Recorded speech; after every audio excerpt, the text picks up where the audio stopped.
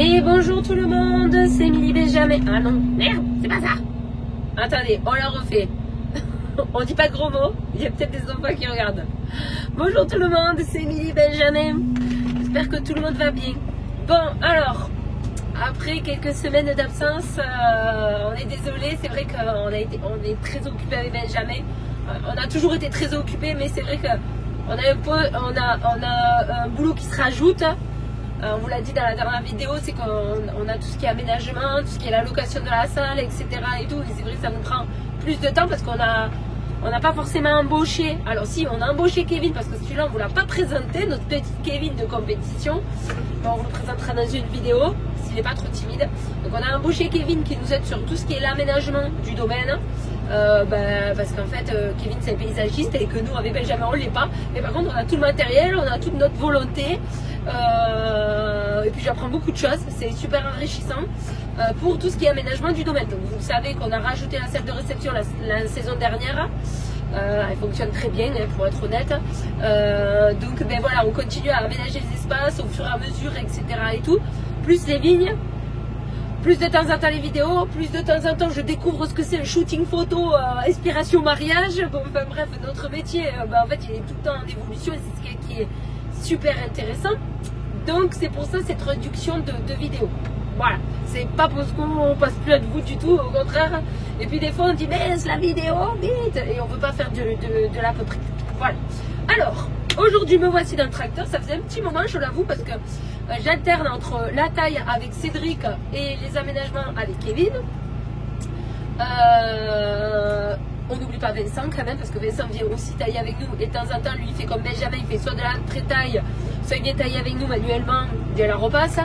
Bon, enfin bref, tout le monde est très occupé, on va pas vous le cacher. Mais je pense que comme tout le monde. Hier soir, je discutais avec un jeune homme qui est multitâche pire que nous, je pense. Donc c'est vrai que c'est ça qui est beau dans ce métier, c'est qu'on est multifonction. Il faut autant savoir faire de l'électricité, de la plomberie, planter des plantes, tailler, conduire un tracteur. Bon voilà, c'est ça qui est hyper enrichissant. Voilà, on adore. C'est pour ça qu'on s'amuse jamais avec Benjamin. Donc là, aujourd'hui, qu'est-ce que je fais en plus de conduire le tracteur? Je suis en train de passer l'engrais. Donc l'engrais, chaque année, on le passe. Alors, ça fait 2 ans qu'on change un peu les choses. L'année dernière, je ne vous avais pas dit exactement ce que je passais. Puisque le produit, il était on va dire, pas à la fin du test, mais hop là, j'arrive en bout de rang. Ah merde, non, je tourne dans ce sens-là. Là. J'ai changé un peu. Ah Poulette. Et voilà ce qui se passe. Le premier qui dit que les femmes ne peuvent pas faire 2 choses à la fois, c'est fini, il se désabonne. Alors attendez, que je me repère, parce que donc je fais un rang sur 2, je vais vous expliquer pourquoi. Donc là, oui, mais je l'ai déjà fait. Là non, là oui, donc c'est ici. Hop là. Ça passe.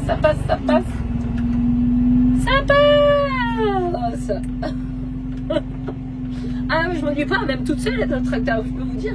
Je ne suis pas seule en réalité, on est plusieurs dans ma tête. Mais ça c'est pas grave. Allez, on laisse la vitesse.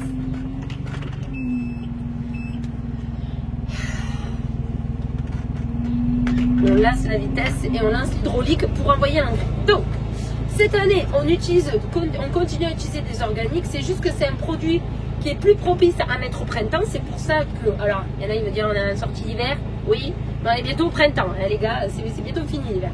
Donc, on est en sortie d'hiver, bientôt printemps. Donc, le produit s'adapte très bien à cette période-là pour le mettre. Donc, exactement, ce produit, ça s'appelle le Frayset. Donc, ça s'écrit F-R-A-Y et le chiffre 7. C'est Fraissinet qui vend ce produit. Alors nous on est des adeptes de Fraissinet en engrais. Ça fait des années et j'avoue que je reste hyper fidèle envers eux. Historiquement on avait l'habitude de mettre soit du Vigitumus soit du Richumus. C'était un petit peu la même chose. C'est des amendements et c'est du produit qu'on utilisait, qu'on mettait plutôt en octobre. Là on a changé, ils nous ont fait essayer ça l'année dernière. Et honnêtement on a eu des résultats de fou. C'est la première fois. Alors je dis pas avant avec le Vigitumus on avait des super bons résultats. Parce que nous on est quand même un vignoble qui fait quand même du rendement. On a besoin de faire quand même du rendement pour la rentabilité de l'exploitation. Et puis parce que nous on a le droit de monter à 90 ou 100 hectos en fonction des couleurs pour les pays d'oc. Et ensuite, si on dépasse, et ben, on passe en 22 tables. Donc, l'objectif, ça reste quand même de faire un minimum de rendement quand même pour la rentabilité de l'entreprise. Et aussi, en fait, on cherchait aussi un produit qui permette d'effacer certains petits défauts qu'on avait et qu'on était obligé de rectifier en foliaire. Et comme par exemple carence en fer ou en manganèse, en zinc, enfin pas mal de petits trucs. Et chaque année, on y arrivait à les effacer avec les foliaires. Et là, Fraissinet, ils ont inventé ce nouveau produit. Nous, on fait essayer l'année dernière. On a eu des résultats incroyables. Alors certes, il y en a certains qui vont dire oui, mais il a plus d'avantages. C'est vrai que l'eau, c'est la vie. On est bien d'accord. Mais effectivement, l'engrais, ça y fait aussi beaucoup. Donc, je vais vous montrer quel style dépanneur j'utilise. À quoi ça ressemble. Alors, c'est du granulé bouchon, hein, comme on avait l'habitude de faire. Hein. Ça pue toujours autant, hein, soyons réalistes. Mais en même temps, l'engrais, qu'est-ce que c'est? C'est du compost végétal ou de la merde. Ça ne peut pas sentir bon. Mais voilà, ça, c'est pas ce qu'on lui demande vraiment. Et ça fait peut-être fuir les Parisiens. Petite boutade, je plaisante. Donc là, on a utilisé un épandeur localisateur. Je vais vous le montrer en vidéo. Donc le Frais7, qu'est-ce qu'il a comme action? Donc c'est quand même un engrais organique. Donc c'est un 3-2-3. Donc on est d'accord, c'est pas un gros produit très azoté en azote. Un produit très azoté. Voilà, oui, je vous le dis comme il faut. Mais par contre, c'est toute sa structure du produit qui fait que ben, voilà, on a eu des super bons résultats. On a eu une augmentation du rendement. Certes, effectivement, il y a eu l'eau, mais ça fait pas tout parce qu'on a quand même irrigué, hein, sur le dit. Mais c'est surtout qu'on a vu des changements au niveau de la végétation. On a fait aussi un petit test aussi parce qu'il y a une parcelle où on n'en a pas mis carrément, comme ça on a pu voir la différence. Et on a eu facile 20% d'augmentation, donc voilà, c'est quand même pas négligeable. Donc c'était la saison dernière. Et surtout, chaque année, on fait des analyses de sarment. Ça, c'est un truc qu'on fait systématiquement depuis qu'on utilise des produits de chez Fraissinet. Et en fait, il y avait toujours cette petite rectification à faire des olivos. Et là, c'est la première fois où on n'a pas de carence à faire au niveau des analyses de sarment. Même au niveau de l'azote, c'est mieux. Donc il y a eu une bonne mise en réserve. Il n'y a pas de problème aussi d'oligo comme le manganèse, le zinc et tout. On est super bon. C'est la première fois que j'ai des analyses de sarment qui sont aussi bonnes. Sachant que systématiquement, on fait toujours sur les mêmes parcelles. Alors des fois, on varie un petit peu. Je vais en rajouter une et on l'a fait sur 4 cépages différents. Donc on a fait sur une parcelle de Grenache. On l'a fait sur la parcelle de Sauvignon, là où je suis en train de passer l'engrais. On l'a fait aussi sur le Sorelli, qui est notre cépage résistant. Et qu'est-ce qu'on a fait aussi? Et le Chardonnay. Voilà. Attendez. Qu'est-ce que j'ai dit? 4, 5 Grenache, Sauvignon, Sorelli et Chardonnay. 4. Voilà. 4 cépages différents. Et à part le Chardonnay où il y a un manque de magnésium, mais ça c'est aussi dû au cépage, donc on fera une rectification en foliaire. Mais sinon, après tout le reste, on est plutôt très bon. Donc ça fait plaisir. Ça veut dire que quand elle va redémarrer, elle aura tout ce qu'il faut normalement pour nous faire de la végétation au top du top. Voilà. Quoi dire de plus? Allez, je vais vous montrer les penteurs. Oui, je roule à 8,1 km/h. C'est extrêmement précis. Et on met 800 kg/hectare de ce produit. Donc voilà, et avec un épandeur localisateur. Dès que je remplis l'épandeur, je vous montre tout de suite comment se comportent l'épandeur. Bon allez, je vais vous montrer l'épandeur vite fait. Vu que ben voilà, la trémie elle est quasiment vide, je vous montre. Hop là. Donc voilà, l'épandeur est quasiment vide, je pourrais pas faire un aller, donc ça sert à rien. Donc comme vous pouvez voir, c'est du bouchon, c'est du petit bouchon. Et ensuite avec l'humidité, ça va se déliter sans problème. Alors l'épandeur, donc c'est Fraissinet qui nous le met qui nous le prête. Allez, je vous le montre mieux. C'est un épandeur localisateur, c'est-à-dire qu'en fait, il envoie l'engrais directement sur le rang de vigne. Donc en fait, hop là, il y en a de chaque côté, un à gauche, un à droite, logique, puisqu'il y a de chaque côté. Donc là, eh ben en fait, vous allez retrouver les petits bouchons qui sont ici directement.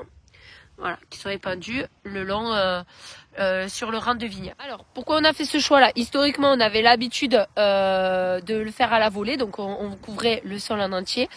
là, on a localisé, donc on a commencé comme ça l'année dernière aussi, tout simplement parce que en fait, comme bon ben là, effectivement, cette année, il pleut plus que d'habitude. Ça, c'est vrai, ça c'est plutôt une bonne nouvelle.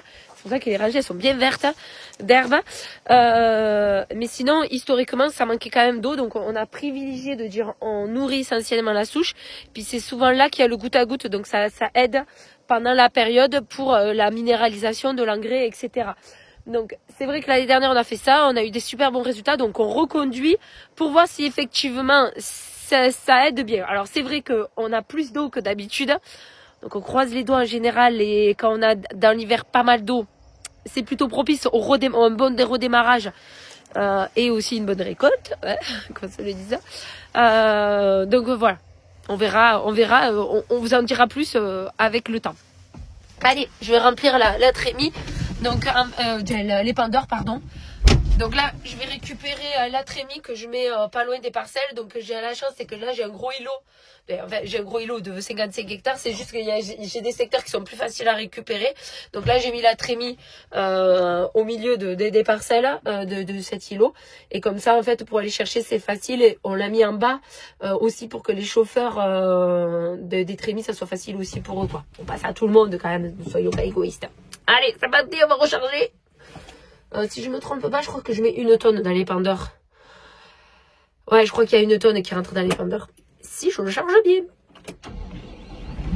Bon, pour être honnête, l'étape que je viens de réaliser est impossible à filmer seule. Voilà, ça veut dire qu'il faudrait que j'ai un caméraman. Et pour l'instant, on n'a pas gagné au loto pour embaucher un caméraman. Donc, derrière moi, j'ai la grande trémie frécinée. Non. La grande trémie frécinée. Donc à l'intérieur, il y a plus ou moins 11 tonnes à peu près, parce que ça dépend comment ça tombe. Dans chaque compartiment, il y a plus ou moins 2 tonnes 5 à peu près, 2 tonnes 5, 2 tonnes 7. Donc, extrêmement courte. Ici, là, il y a un toutillon. On prend cette perche. Elle est où la perche? Là. Cette perche-là, avec un trou. On la rentre dans un toutillon. Vous avez un toutillon de chaque côté. Et on tire la trappe. Et à l'intérieur, il y a le granulé qui tombe. Là, je l'ai rempli quasiment à la perfection. Je suis super fière de moi. J'aurais pu en rentrer un petit peu là, un petit peu là, un petit peu là-bas. Mais je préfère pas que ça déborde parce que ça coûte quand même super cher. Et ça serait quand même bien que ça reste dans l'épandeur et de l'épandeur à la vigne. Voilà. La fille radine qui part là. Ou la femme juste économe, c'est tout. C'est-à-dire éco-responsable. Voilà, c'est tout. Donc voilà, donc cette étape est impossible à filmer. En plus, je dois avoir une sale gueule parce que j'ai... Voilà. Donc là, il me reste deux petites bennes dans la trémie. Et ensuite, on a complètement fini de passer l'engrais. Voilà. Allez, let's go pour redécharger tout ça. C'est parti. Alors, il y a un truc qui est formidable dans ce truc. C'est ces trappes qui sont pas ouvrables. L'avantage, c'est qu'on peut pas se faire voler l'engrais. Ça, c'est cool. Voilà. En tout cas, si c'est une femme qui essaie de voler l'engrais, ça fonctionne pas. Donc là, je viens d'appeler Benjamin pour qu'il vienne m'aider. Voilà. J'avoue, j'ai insulté la trémie de tous les noms. Ça n'a pas fonctionné. Je lui ai parlé gentiment, ça n'a pas non plus fonctionné. J'ai dit, allez, vas-y, ouvre-toi, comme ça, je ne dérange pas Benjamin. Bah, tant pis, je vais devoir déranger Benjamin. Elle veut pas du tout s'ouvrir. Les autres, elles ont bien voulu, mais pas elle. Voilà. La dernière. Alors, voilà. On est sur la fin et elle dit, ben non, je m'ouvrirai pas. Voilà. Donc, j'attends au bord de la route. À attendre autant que ça soit productif. Alors, je vous montre où en est la vigne au stade où on en est. Donc là, vous voyez, les bourgeons, ils sont encore bien enfermés. Ce qui est plutôt bien, parce que ça serait quand même bien que ça commence pas à débourrer tout de suite. Même si on est d'accord que dans pas longtemps, il risque de débourrer, surtout qu'il pleut. Il commence à faire bon chez nous. Je sais pas chez vous comment ça se passe la météo. Mais voilà, je dirais pas qu'il est encore dans le coton.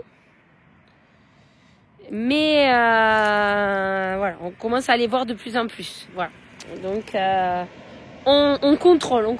Non, lui il n'est pas dans le coton non plus. Mais ça ne saurait arriver. Alors puisque Benjamin est venu m'aider et qu'il a plus de force que moi, je vais pouvoir vous montrer comment. Voilà. Il y a un joli paquet. Voilà, sauf que là, ça c'est un peu le problème des trémies. C'est que là, elle est bloquée là. Bah voilà. Je vais la lâcher d'un coup. Ça va pas du tout fait vibrer. Ça fait vibrer du tout. Ok. On ouvre un petit peu, un peu plus. Et là, on tape. Sinon, on passe le bâton. je peux vous dire que c'est la merde. C'est le cas de le dire, c'est la merde. Hein. Ok, j'ai de mots de ouf.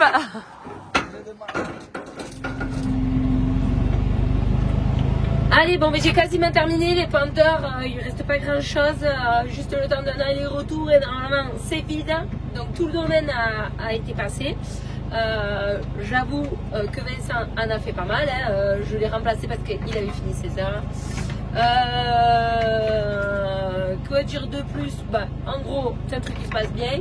Je remercie Benjamin d'être venu me sauver parce que honnêtement, je n'y serais pas arrivée. Ça, en fait, c'était bloqué. On n'a même pas pu filmer. Ça s'est bloqué. J'ai dû tenir. On a tapé. Bon, enfin bref, impossible d'y arriver toute seule. L'enfer, quoi. Donc voilà. Allez, la dernière rangée et après c'est terminé. Moi, je vous dis à la semaine prochaine.